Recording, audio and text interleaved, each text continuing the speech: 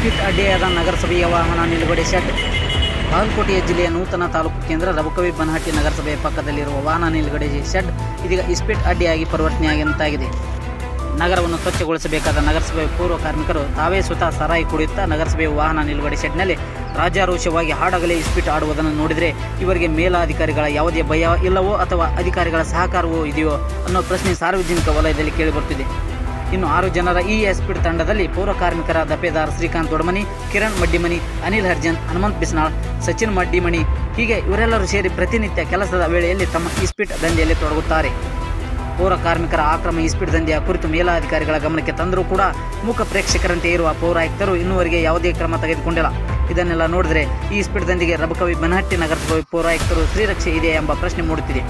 ಇನ್ನಾದರೂ ನಗರಸಭೆಯು ವಾಹನ ನಿಲುಗಡೆ ಶೆಡ್ ಅನ್ನು ಇಸ್ಪೀಟ್ ಅಡ್ಡೆಯಾಗಿ ಪರಿವರ್ತನೆ ಮಾಡಿದ ಪೌರ ಕಾರ್ಮಿಕರ ವಿರುದ್ಧ ಕ್ರಮವಾಗುತ್ತಾ ಕಾಯ್ದು ನೋಡಬೇಕಿದೆ.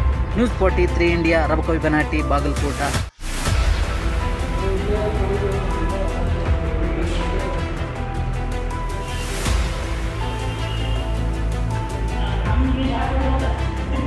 ಇಲ್ಲ ನೀವು ಬಂದು ಇದನ್ನ ಮಾಡಿರಿ ಅಂತೇಳಿ